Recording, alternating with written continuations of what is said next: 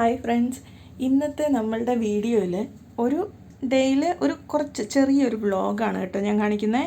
ഇതിനകത്ത് കുറച്ച് റെസിപ്പീസാണ് ഇൻക്ലൂഡ് ചെയ്തിരിക്കുന്നത്. അതായത് ആ ഒരു ദിവസം നമ്മൾ കഴിച്ച ഫുഡിൽ അതായത് ഇൻക്ലൂഡ് ചെയ്തിട്ടുള്ള റെസിപ്പീസ്, മെയിനായിട്ടും മുരിങ്ങയില വെച്ചിട്ടുള്ള 1-2 റെസിപ്പീസ് ഉണ്ട്. പിന്നെ ഒരു ചെറിയൊരു ഫിഷ് ഫ്രൈയും കാര്യങ്ങളൊക്കെ കൂടിയായിട്ട് ഒരു വീഡിയോ ആണ് കേട്ടോ. അപ്പം വീഡിയോ കാണാം. വീഡിയോയിലേക്ക് എല്ലാവർക്കും സ്വാഗതം. ഇതിപ്പം നമ്മൾ സൺഡേ പള്ളിയിൽ പോയപ്പോഴത്തേക്കും നമ്മൾ ബേബി റൂമിലായിരുന്നു ഉണ്ടായിരുന്നത്. അവിടെ ബേബീസിന് സെപ്പറേറ്റ് റൂമുണ്ട്. അപ്പോൾ അവിടെ ചെന്ന് കഴിഞ്ഞപ്പോഴത്തേക്കും സിയ അവിടെ ബാക്കിയുള്ള പിള്ളേരുടെ കൂടെ കളിക്കുന്നുണ്ട്. ഇപ്പോൾ ഒരു രസം തോന്നി. അങ്ങനെ ഞാനതൊന്ന് ജസ്റ്റ് ഇൻക്ലൂഡ് ചെയ്തതന്നേ ഉള്ളൂ കേട്ടോ. പിന്നെ ഞാൻ കുറച്ച് ഗ്രോസറി ഓൺലൈനിൽ ഓർഡർ ചെയ്തിട്ടുണ്ടായിരുന്നു കാരിഫോറിൽ നിന്ന്. അതെല്ലാം ഒന്ന് വന്നായിരുന്നു. പിന്നെ അതെല്ലാം ഒന്ന് എടുത്ത് വെച്ച് കഴിഞ്ഞാൽ പിന്നെ നമുക്ക് കുക്കിങ്ങിലേക്ക് സ്റ്റാർട്ട് ചെയ്യാം കേട്ടോ. ഇന്ന് നമുക്ക് മുരിങ്ങയിലയും കൊണ്ട് ഒരു കറി ആക്കണം. അപ്പോൾ അതിന് വേണ്ടിയിട്ട് ആദ്യം തന്നെ ഒരു അരപ്പ് റെഡിയാക്കാനുണ്ട്. ഞാൻ അതിന് വേണ്ടിയിട്ട് ഇപ്പം മിക്സിയുടെ ഒരു ചെറിയ ജാർ എടുത്തിട്ടുണ്ട്. അതിൻ്റെ അകത്തോട്ട് കുറച്ച് തേങ്ങ എടുത്തിടുക. തേങ്ങ നമ്മൾ ആ അരപ്പിന് എത്രത്തോളം ചാറ് വേണം, അല്ലെങ്കിൽ അത് എത്രത്തോളം കുറുകിയതായിരിക്കണം, ആ ഒരു കണക്കിലുള്ള തേങ്ങ എടുത്താൽ മതി. ഇതിപ്പം ഫ്രിഡ്ജിലിരുന്ന തേങ്ങ, അതുകൊണ്ട് അത് കുറച്ച് കട്ടിയായിട്ടുണ്ട്. സാരമില്ല, ഒന്ന് അരച്ച് കഴിയുമ്പോഴത്തേക്കും അത് ശരിയാവും. എന്നിട്ട് പിന്നെ ഇതിൻ്റെ അകത്തോട്ട് നമ്മൾക്ക് ചേർക്കാനുള്ളത് വെളുത്തുള്ളിയാണ്. ഞാനിപ്പോൾ ഒരു 2 വലിയ വെളുത്തുള്ളി എടുത്തിട്ടുണ്ട്. പിന്നെ കുറച്ച് ചെറിയുള്ളി എടുത്തിട്ടുണ്ട്. ബാക്കിയുള്ള ചെറിയുള്ളി ഞാനിവിടെ ചെറുതായിട്ട് അരിഞ്ഞു വെച്ചിട്ടുണ്ട്. ഇതിപ്പോൾ നമുക്ക് അതൊന്ന് വറക്കുമ്പോഴത്തേക്കും അതൊന്ന് ജസ്റ്റ് കടുക് പൊട്ടിച്ചെടുക്കാനുണ്ട്. അതിന് വേണ്ടിയിട്ടാണ് ചെറിയുള്ളിയുടെ ആവശ്യമുണ്ടത്.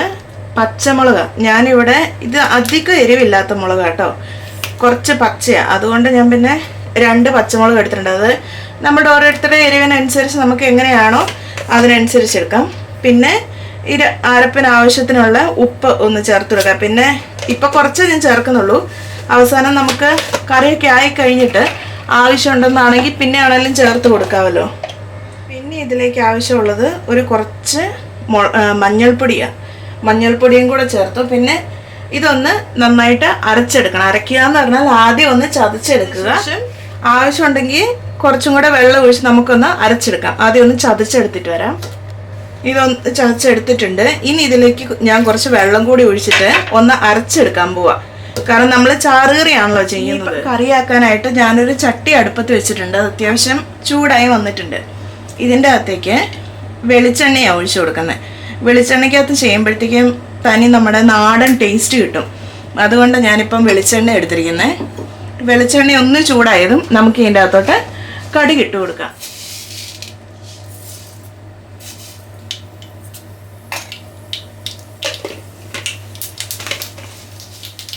അതിൻ്റെ ഒപ്പം തന്നെ ഒരു 2 വറ്റൽമുളക് ഞാനൊന്ന് കീറിയിട്ട് കൊടുക്കുന്നുണ്ട്. പിന്നെ ഇതൊരു ഇലക്കറി ആയതുകൊണ്ട് ഞാൻ ഇതിൻ്റെ അകത്തോട്ട് കറിവേപ്പില ഇടുന്നില്ല. പിന്നെ കറിവേപ്പില ഇടണം, അതിൻ്റെ ടേസ്റ്റ് ഇഷ്ടമാണെന്നുള്ളവർക്ക് വേണമെങ്കിൽ ഇടാം. ഇതൊന്ന് നന്നായിട്ട് പൊട്ടി വന്നിട്ടുണ്ട്. ഇനി ഇതിലേക്ക് നമ്മൾ നേരത്തെ അരിഞ്ഞു വെച്ചിട്ടില്ലേ ചെറിയുള്ളി, അതൊന്ന് ഇട്ട് കൊടുത്തു. ഇതൊന്ന് മൂത്ത് വന്നതും നമ്മൾ കഴുകി വാരി വെച്ചിരിക്കുന്ന മുരിങ്ങയിലയാണ് ഇനി ഇട്ട് കൊടുക്കേണ്ടത്. ഒന്ന് ഇട്ട് കൊടുക്കാം.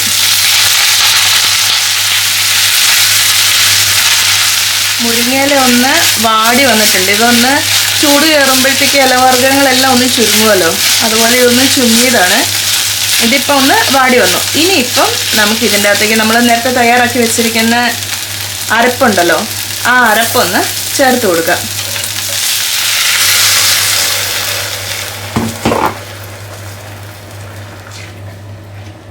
എന്നിട്ട് ഇതൊന്ന് നന്നായിട്ട് ഇളക്കി കൊടുത്ത് ഇതൊന്ന് അത്യാവശ്യം ഒന്ന് തിളച്ച് വരണം. പിന്നെ നമ്മളുടെ ക്വാണ്ടിറ്റി എത്രത്തോളം വേണോ അതിനനുസരിച്ച് തേങ്ങയുടെയും ഇലയുടെയും ഒക്കെ അളവ് കൂട്ടുകയും കുറയ്ക്കുകയും ഒക്കെ ചെയ്യാം കേട്ടോ. ഇനിയിപ്പോൾ ഇതിൻ്റെ അകത്ത് ഉപ്പൊക്കെ ഒന്ന് ചെക്ക് ചെയ്യുക. ഉപ്പ് വേണമെന്നാണെങ്കിൽ കുറച്ചുകൂടി ഉപ്പ് ചേർത്ത് കൊടുക്കാം. ഇപ്പം ഇതിൻ്റെ അകത്ത് ചെറുതായിട്ട് ഇങ്ങനെ ആവി പൊങ്ങി ചെറിയ കൊമള വരാൻ തുടങ്ങി. അതുകൊണ്ട് ഞാൻ ഓഫ് ചെയ്യാണ്. ഇപ്പം കറി ഇത് ചട്ടി ആയതുകൊണ്ട് മൺചട്ടിയാണല്ലോ, അപ്പം കുറച്ചും കൂടെ ഒക്കെ ഇത് ചൂടാവും.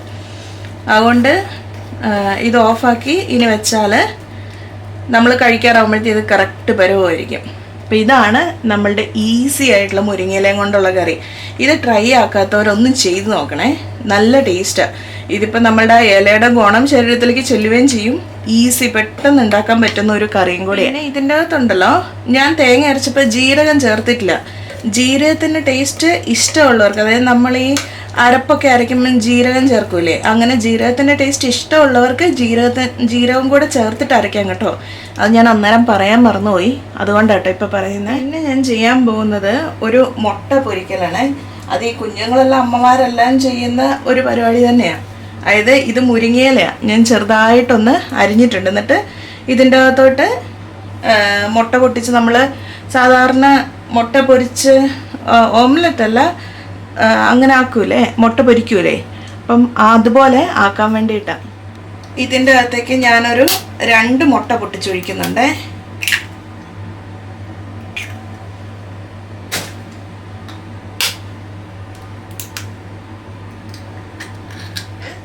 ഇതിനാവശ്യത്തിനുള്ള ഒരു കുറച്ചുപ്പ്, കാരണം കൊച്ചിനുള്ളതല്ല, അപ്പം അധികം ഉപ്പ് വേണ്ട, കുറച്ച് ഉപ്പ് മാത്രം ചേർക്കുക. ബാക്കി ഉള്ളിയോ മുളകോ ഒന്നും ഞാൻ ചേർക്കുന്നില്ല, കാരണം അധികം എരിവ് വേണ്ടെന്ന് വിചാരിച്ചിട്ടാണ് ഞാൻ അങ്ങനെ ചെയ്യുന്നത്. എന്നിട്ട് ഇതെല്ലാം കൂടെ നന്നായിട്ടൊന്ന് മിക്സ് ആക്കുക.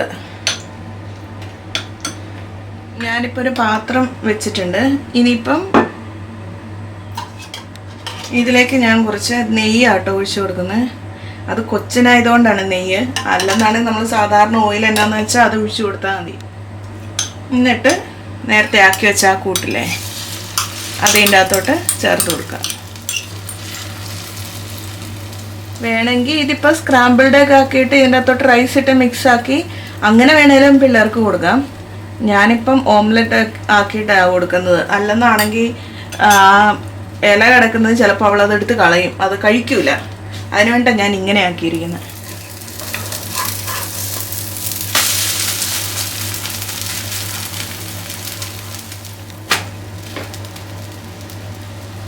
ഇത് നമ്മൾ വൈകുന്നേരത്തെ ഡിന്നറായിട്ടായിരുന്നു കേട്ടോ റെഡിയാക്കിയത്.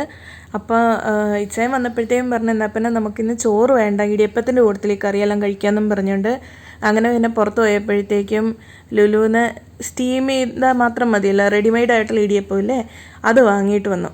എന്നിട്ട് ഇടിയപ്പത്തിന് മേലെ കുറച്ച്, അതായത് ആദ്യം ഇടിയപ്പം ലെയർ ചെയ്തു, അതിന് മേലെ കുറച്ച് തേങ്ങയും കൂടി ഇട്ടു, എന്നിട്ട് അതൊന്ന് സ്റ്റീം ചെയ്യാനായിട്ട് വെച്ചിട്ടുണ്ട്. പിന്നെ അതിൻ്റെ ഒപ്പം തന്നെ നമ്മൾ അവിടുന്ന് കുറച്ച് മീൻ വാങ്ങിയിട്ടുണ്ടായിരുന്നു, കിങ് ഫിഷ് കിട്ടിയിട്ടുണ്ടായിരുന്നേ.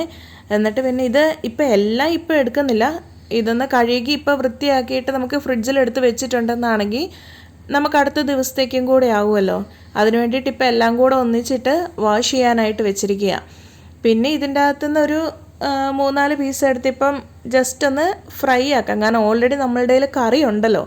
അതുകൊണ്ട് പിന്നെ അതൊന്ന് വറുക്കാൻ വേണ്ടിയിട്ട് മാത്രം 2-3 പീസ് എടുത്തു. ബാക്കിയുള്ളത് വൃത്തിയാക്കിയിട്ട് ഫ്രിഡ്ജിലെടുത്ത് വയ്ക്കുകയാണ് ചെയ്തത്. മീൻ വൃത്തിയാക്കുമ്പോണ്ടല്ലോ, എല്ലാം കഴുകി കഴിഞ്ഞ് ലാസ്റ്റത്തെ വാഷിന് തൊട്ട് മുമ്പ് വിനാഗിരി ഉപയോഗിച്ച് ഒന്ന് വാഷ് ചെയ്തിട്ടുണ്ട്. ആ മീനിൻ്റെ ഒരു മണം ഉണ്ടല്ലോ, ചില മീനുകൾക്ക്, ഈ മത്തിക്കൊക്കെ മെയിനായിട്ടോ ആ മണം നമുക്ക് പോയി കിട്ടും കേട്ടോ. അത് കഴിഞ്ഞിട്ട് ജസ്റ്റ് ഒന്ന് വെള്ളത്തിലൊന്ന് ചുമ്മാ കഴുകി എടുത്ത് വെച്ചാൽ മതി. പിന്നെ മത്തിയൊക്കെ ആണെങ്കിൽ അതിൻ്റെ കൂട്ടത്തിൽ കുറച്ച് ഉപ്പും കൂടി ഇട്ട് കഴുകി വെക്കുന്നത് കുറച്ചും കൂടെ നല്ലതായിരിക്കുമേ. പിന്നെ ഇന്നാക്കുന്ന ഒരു സിമ്പിളായിട്ടുള്ള സാധനം എപ്പോഴും ഞാൻ കാണിക്കുന്ന സെയിം ടൈപ്പ് മീൻ വറുത്തതാണ്. അതിന് വേണ്ടിയിട്ട് ഞാൻ ജസ്റ്റ് കുറച്ച് മഞ്ഞൾപ്പൊടി എടുത്തു, എരിവിന് ആവശ്യത്തിനുള്ള മുളക് പൊടി എടുക്കും. ഞാൻ ഇവിടെ 1 സ്പൂൺ എടുത്തത്. പിന്നെ ഒരു 1/2 സ്പൂൺ മല്ലിപ്പൊടി ഇട്ട് ആവശ്യത്തിനുള്ള ഉപ്പും ഇട്ട് നാരങ്ങ നീര് പിഴിഞ്ഞൊഴിച്ച്. ഈ നാരങ്ങ നീരിന് പകരമായിട്ടുണ്ടല്ലോ വിനാഗിരി വേണമെങ്കിലും ചേർക്കുക. ഇതിന് മുന്നത്തെ വീഡിയോയിൽ ഞാൻ വിനാഗിരി ആയിരുന്നു ആഡ് ചെയ്തിരുന്നത്. എന്നിട്ട് ഇതെല്ലാം കൂടെ ഒന്ന് നന്നായിട്ട് മിക്സ് ചെയ്യുക. മിക്സ് ചെയ്യുമ്പം അത്യാവശ്യം ഡ്രൈ ആയിട്ട് തന്നെ ആയിരിക്കും ഈ പൊടികളെല്ലാം മിക്സ് ചെയ്യുമ്പോൾ ഉണ്ടാവുക. അങ്ങനെ തന്നെ അത് മീനിലേക്ക് പുരട്ടുക. കാരണം മീനിലിപ്പോൾ നമ്മൾ വാഷ് ചെയ്തിട്ട് എടുത്തത് കൊണ്ട് അതിൽ കുറച്ചൊക്കെ വെള്ളത്തിൻ്റെ അംശം ഉണ്ടാകും. എന്നിട്ട് അതിന് മേലേക്ക് പുരട്ടി കഴിയുമ്പോഴത്തേക്കും കറക്റ്റ് ഇത് നന്നായിട്ട് ആ പൊടികളൊന്ന് കോട്ട് ചെയ്തിരിക്കുന്ന പരുവത്തിലായിരിക്കും. എന്നിട്ട് ഇത് ഇങ്ങനെ പറ്റുമെങ്കിൽ ഒരു 10-15 മിനിറ്റ് വയ്ക്കുക. വെച്ച ശേഷം വറുക്കുമ്പം അത് കുറച്ചുകൂടെ ആ മസാലയൊക്കെ അതിലൊന്ന് പിടിച്ചിരിക്കും. ഇല്ലെന്നാണെങ്കിൽ അന്നേരം വറുത്താലും കുഴപ്പമൊന്നുമില്ല. പറ്റുമെങ്കിൽ ഒരു 5-10 മിനിറ്റെങ്കിലും മിനിമം വെക്കുന്നത് നല്ലതാണ് കേട്ടോ. എന്നിട്ടൊരു പാൻ എടുത്തു, അതിൻ്റെ അകത്തോട്ട് വെളിച്ചെണ്ണയാണ് ഞാൻ ഒഴിച്ചു കൊടുത്തത്. വെളിച്ചെണ്ണ ഒഴിച്ചു കൊടുത്ത് എണ്ണയൊന്ന് നന്നായിട്ട് ചൂടായ ശേഷം കറിവേപ്പില ഒന്ന് നിരത്തി വെച്ച്, അതായത് ഒരു 2 തണ്ട് കറിവേപ്പിലയാണേലും മതി. അതൊന്ന് അതിൻ്റെ താഴെ ഒന്ന് നിരത്തി വെച്ചിടുക. ഇത് ശരിക്കും മെയിനായിട്ടുണ്ടല്ലോ, ഈ തുടക്കക്കാരായിട്ടുള്ള ആൾക്കാരുണ്ടല്ലോ, പിള്ളേർ ഇങ്ങനെ കുക്കിങ് തുടങ്ങുന്ന ആൾക്കാർ, അവർക്കൊക്കെ ആണെങ്കിലും മീൻ ഈ അടിയിൽ ഒട്ടിപ്പിടിക്കാതിരിക്കാനൊക്കെ ആയിട്ട് ഇത് ഭയങ്കര നല്ലൊരു ടിപ്പാണ്. എന്നിട്ട് ആ കറിവേപ്പില അതിൻ്റെ അകത്ത് ലെയർ ചെയ്ത് കഴിഞ്ഞാൽ ഇതിൻ്റെ മേലെ മീൻ നമ്മൾ മാരിനേറ്റ് ചെയ്ത് വെച്ചിട്ടുണ്ടല്ലോ അതെല്ലാം കൂടെ നിരത്തിയിട്ട് വറക്കുവാണെങ്കിൽ നമുക്ക് പിന്നെ ഇത് അധികം അടിയിൽ ഒട്ടിപ്പിടിക്കുകയോ കരിഞ്ഞു പോകുകയൊന്നും ചെയ്യാണ്ട് തന്നെ നല്ല മീൻ വറുത്തത് കിട്ടും. പിന്നെ മീൻ വറക്കുമ്പോൾ ഉണ്ടല്ലോ, ഇത് പണ്ട് ഞാൻ മീൻ നല്ല കരിച്ച് മുരിച്ചെടുക്കുമായിരുന്നു. പക്ഷെ അന്നേരം ആ മീനിൻ്റെ ടേസ്റ്റ് നമുക്ക് കുറച്ച് അത്ര വലിയ ടേസ്റ്റ് കിട്ടും. ടേസ്റ്റ് മീൻസ് ഒറിജിനൽ ഫിഷിൻ്റെ ടേസ്റ്റ്, അല്ലാതെ നമ്മുടെ മസാലയുടെ ടേസ്റ്റൊക്കെ കിട്ടും കേട്ടോ. അപ്പോൾ ആ തനി ഫിഷിൻ്റെ ടേസ്റ്റ് നമുക്ക് ഫീൽ ചെയ്യണമെന്നാണെങ്കിൽ മെയിനായിട്ടും ഒരു സൈഡ് ഒരു 3-4 മിനിറ്റ് ഒന്ന് ഫ്രൈ ആക്കുക, തിരിച്ചിട്ടിട്ട് അതും ഇതുപോലെ 3-4 മിനിറ്റ് ഫ്രൈ ആക്കുക. അങ്ങനെ ഫ്രൈ ആക്കി എടുക്കുമ്പോഴത്തേക്കും നമുക്ക് നല്ല സോഫ്റ്റായിട്ടുള്ള മീൻ വറുത്തതും കിട്ടും. ആ മീനിന് തനിയാ നമ്മൾ ഏത് മീനാണോ യൂസ് ചെയ്തത് ആ മീനിൻ്റെ നല്ല ടേസ്റ്റും വരും. അന്നേരത്തേക്ക് ഇപ്പുറത്ത് നമ്മളുടെ ഇടിയപ്പം വെന്ത് വന്നിട്ടുണ്ട്. അപ്പം ഇതെല്ലാം കൂടെ ചേർത്തിട്ടായിരുന്നു അന്നത്തെ നമ്മളുടെ ഡിന്നർ. ഇത് നമ്മൾ ഡിന്നറിന് വേണ്ടി പ്രിപ്പയർ ചെയ്ത ഫുഡായിരുന്നു കേട്ടോ. നമ്മളുടെ വീഡിയോ കാണുന്നതിൽ നിങ്ങൾക്ക് എന്തെങ്കിലും സജഷൻസോ കാര്യങ്ങളോ ഉണ്ടെന്നാണെങ്കിൽ ഒന്ന് കമൻറ്റ് സെക്ഷനിൽ എഴുതണേ. അപ്പോൾ അതിനനുസരിച്ച് നമുക്കത് ഇമ്പ്രൂവ് ചെയ്യാമല്ലോ. പിന്നെ നിങ്ങൾക്ക് ചാനൽ ഇഷ്ടപ്പെടുകയാണ്, നമ്മുടെ വീഡിയോ കണ്ടൻറ്റൊക്കെ നിങ്ങൾക്ക് ഇഷ്ടമാണെന്നാണെങ്കിൽ ലൈക്ക് ചെയ്യണേ. പിന്നെ സബ്സ്ക്രൈബ് ചെയ്യാതെ ആരെങ്കിലും കാണുന്നുണ്ടെന്നാണെങ്കിൽ ചാനലൊന്ന് സബ്സ്ക്രൈബ് ചെയ്തിട്ട് കാണണേ. അങ്ങനെ ആകുമ്പോഴത്തേക്കും നമുക്ക് കുറച്ചും കൂടെ നമ്മുടെ ചാനൽ മുന്നോട്ട് വളരുമല്ലോ. പിന്നെ നമ്മൾ ഡിന്നർ കഴിഞ്ഞിട്ടൊരു ചെറിയൊരു കാപ്പി കുടിക്കണം എന്ന് തോന്നി. അതുകൊണ്ട് ഇതിപ്പം ആദ്യം ഡിക്കോഷൻ ആകാൻ വേണ്ടിയിട്ട് ജസ്റ്റ് കോഫി പൗഡർ ഇട്ടിട്ട് വെള്ളം തിളപ്പിച്ചു, എന്നിട്ട് അതിൻ്റെ അകത്തൊരു പാലൊഴിച്ചിട്ട് സാധാരണ നമ്മൾ കോഫി എടുക്കുമല്ലേ അതുപോലെ. അപ്പം ഇതായിരുന്നു ഇന്നത്തെ നമ്മളുടെ വ്ളോഗ് എന്ന് പറയുന്നത്. നെക്സ്റ്റ് ഇനി വേറൊരു വീഡിയോ ആയിട്ട് അടുത്ത ദിവസം വരാവേ. Thank you.